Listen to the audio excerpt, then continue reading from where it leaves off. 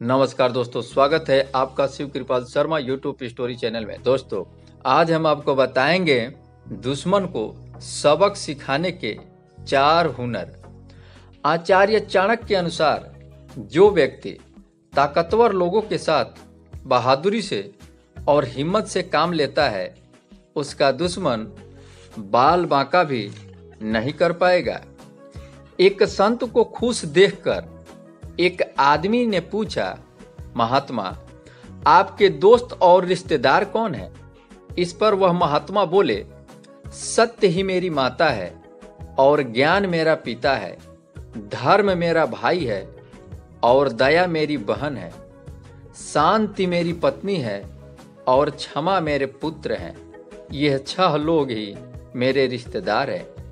आचार्य चाणक्य कहते हैं, लगातार इकट्ठा करने से धन, ज्ञान और अच्छे कर्म भी बढ़ जाते हैं। आचार्य चाणक्य आगे अपनी नीति में लिखे हैं, धन को बचाकर रखना चाहिए। आजकल के जमाने में धन है तो जीवन है, धन है तो मान प्रतिष्ठा है, धन है तो सुख है, धन है तो परिवार है। आप कितना कमाते हैं यह महत्वपूर्ण नहीं है, बल्कि जरूरत यह है कि आप कितना बचाते हैं। आचार्य चाणक्य कहते हैं कि धन का दुरुपयोग कभी नहीं करनी चाहिए, क्योंकि लोग खून पसीना बहाकर धन कमाते हैं और पल भर में सब खर्च कर देते हैं। तो ऐसा बिल्कुल ना करें। किसी से इतना भी लगाव मत कीजिए कि आपका दुश्मन इसी लगाव का फायदा उठा सके। इसलिए ऐसे लोगों से सावधान रहिए। अगर उल्लू को दिन में दिखाई नहीं देता तो इसमें सूर्यदेव की क्या दोष है?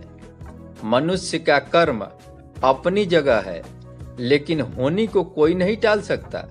होनी हर हाल में होकर ही रहती है।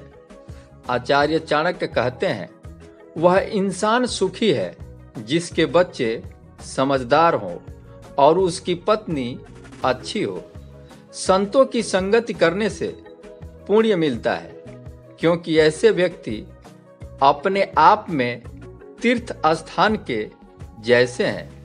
जिस व्यक्ति ने सारा जीवन बेईमानी से धन दौलत इकट्ठा करने में गुजारा और फिर भी अभिमान से सर ऊंचा करके चलता है, ऐसा व्यक्ति जानवरों के स्टार से भी नीचा गिरा हुआ होता है और उसका दुनिया में आना व्यर्थ होता है, क्योंकि यह शरीर का एक न एक दिन अंत निश्चित है।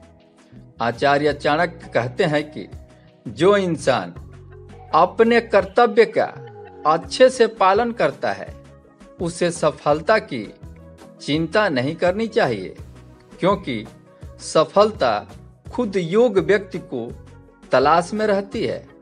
जिस तरह कांटों के बीच गुलाब का फूल खिलता है, फूल यह नहीं सोचता है कि कांटा हमें नुकसान पहुंचा देगा।